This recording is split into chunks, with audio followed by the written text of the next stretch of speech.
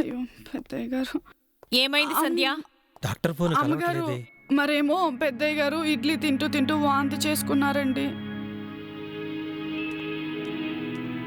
డాక్టర్కి ఫోన్ చేయండి. చాలాసేపటి నుంచి ట్రై చేస్తున్నానమ్మా, కలవట్లేదు. ఇంటికి వెళ్ళి వస్తాను.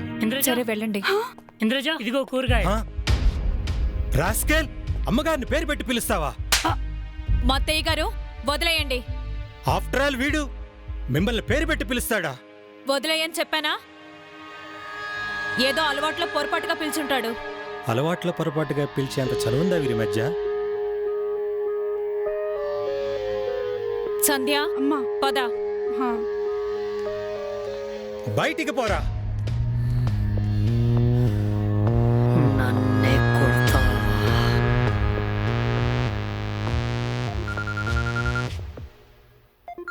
డాక్టర్ బాబు. మొత్తయ్య కాల్ చేసావా? మెసేజ్ వచ్చింది. అవును బాబు, పెద్దయ్య గారి ఇడ్లీ తింటూ తింటూనే వామిటింగ్ చేసుకున్నారు. పెద్దయ్య గారి బెడ్ పక్కల టేబుల్ మీద టాబ్లెట్ షీట్ ఉంది. అందు నుంచి ఒక టాబ్లెట్స్ అతనికి వేయండి. అలాగే బాబు. ఈ లోపు నేను వచ్చేస్తాను.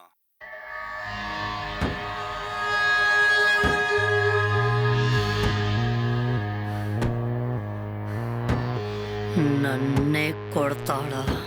ఏమైంది వీడికి? కార్ని అంతలా కొడుతున్నాడు. మత్తయ్యా, ఏమైంది రయ్యా అంత కోపంగా ఉన్నావు? అందరి ముందు మత్తయ్య కొట్టాడు. మత్తయ్య నిన్ను కొట్టడం ఏంది?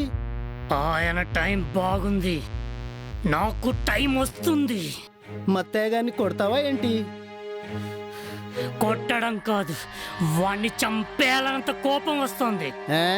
ఇన్ని సంవత్సరాలు నా సర్వీస్లో మత్తయ్య గారికి కోపం రావడం నేనెప్పుడు చూడలేదు. నువ్వేదో తింగర పని చేసుంటావు, అందుకే కొట్టుంటాడు.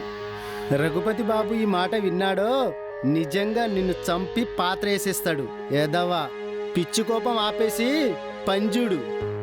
చూస్తా, ఆ పనే చూస్తా.